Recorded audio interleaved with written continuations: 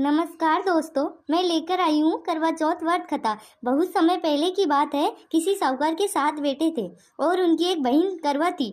सभी सातों भाई अपनी बहन से बहुत प्यार करते थे। यहाँ तक कि पहले बहन को खाना खिलाते, फिर शिवम खाते थे। एक दिन करवा चौथ का व्रत था तो करवा अपने ससुराल से मायके आई हुई थी। जब शाम हुई तो सभी भाई खाना खाने बैठे तो भाइयों ने कहा, बहन खाना खा लीजिए।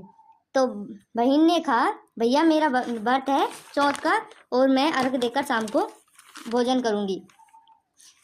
तब बहन को भूख प्यास से व्याकुल देखकर सबसे छोटे भाई ने पहाड़ी पर एक दीपक जला दिया और चलने की ओट में रख दिया। अपनी बहन से कहने लगा कि बहन, चांद निकल आया है, तुम अर्घ देकर खाना खा लो। करवा भागी भागी अपनी भाभियों के पास गई और कहने लगी, भाभी चलो, चांद निकल आया है। भाभी चतुर थी और बोली, भाई साहब अभी आपका चांद निकला है, हमारा नहीं। आप अर्घ देकर खाना खा लो, हमारा चांद निकलने में तो समय है। करवा बोली वाली थी, भाभियों की बात नहीं समझ पाई और चांद को अर्घ देकर खाना खा लिया। जैसे ही करवा ने पहला घास तोड़ा तो छींक आ गई, दूसरा घास तोड़ा तो बाल निकल आया और तीसरा घास तोड़ा तो उसके ससुराल से खबर आ गई और कहा कि जैसी भी हालत में है उसे ससुराल भेज दो।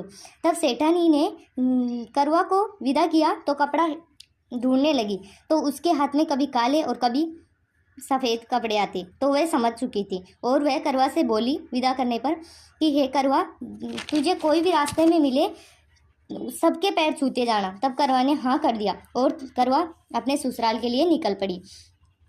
जब उसे कोई रास्ते में मिला तो उसने पैर छुए और सभी ने आशीर्वाद दिया, खुश रहो। लेकिन किसी ने ऐसे नहीं कहा कि लंबा सुहाग हो, ऐसा किसी ने नहीं कहा। जैसे ही करवा घर पहुंची, छोटी ननद आंगन में खेल रही थी। करवा अंदर घुसी तो अंदर देखा कि उसका पति का शव रखा था। शमशान में ले जाने की तैयारी हो रही थी। यह देखकर रोने लगी करवा और कहने लगी, इन्हें मत ले जाओ।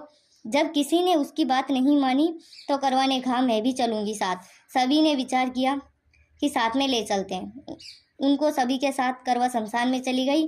तब उनका अंतिम संस्कार हुआ तो करवा ने मना कर दिया और कहा कि इनका अंतिम संस्कार मत करो।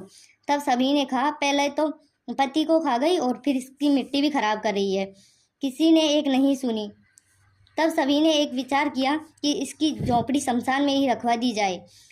तब करवा सुबह शाम अपने पति की साफ सफाई करती और पति के साथ बैठी रहती।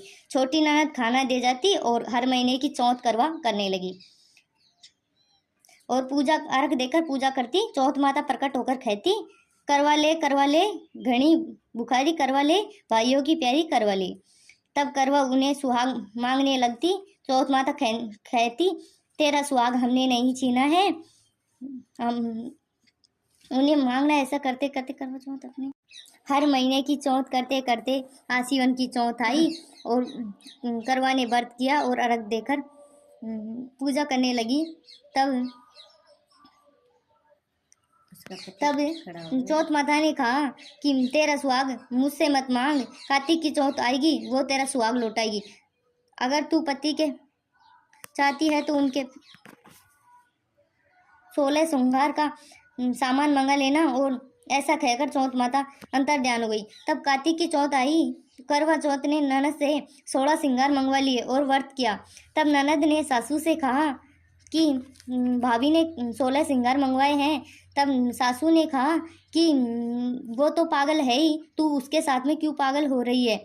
तब ननद 16 श्रृंगार ले आई और उसने व्रत किया करवा ने और चौथ माता प्रकट हो गई और कहने लगी, करवा ले 7 भाइयों की प्यारी, करवा ले। तब 7 भाइयों की प्यारी, तुझे सुहाग का क्या काम है। चौथ सुहाग का सारा सामान मंगवा लिया था करवा ने। एक एक करके चौथ माता ने सारा सामान ले लिया और कहने लगी, यह विधि तुझे किसने बताई है। तब करवा ने कहा, यह विधि मुझे आसीवन की चौथ माता ने बताई है। तब चौथ माता ने आँख से काजल और उंगली से मेहंदी और सिंदूर निकाल कर करवे में घोल दिया और उस पानी से पति को छींटे लगाया। उसका पति जीवित हो गया और जाते जाते झोंपड़ी पर लात मारी, जिससे उसकी झोंपड़ी महल में बदल गई। जब और जब छोटी ननद खाना लेकर आई तो देखती है कि यहाँ कोई भी झोंपड़ी नहीं है। तब भागी भागी भाभी आती है और अंदर ले जाती है और कहती है तुम्हारा भाई जीवित हो गया और माँ से बोलना कि हमें गाजे बाजे से लेने आए। तब ननद ने जाकर माँ से कहा कि माँ भैया जीवित हो गया है। तब सासू माँ ने कहा कि वो तो पागल है ही, तू कहाँ से पागल हो गई।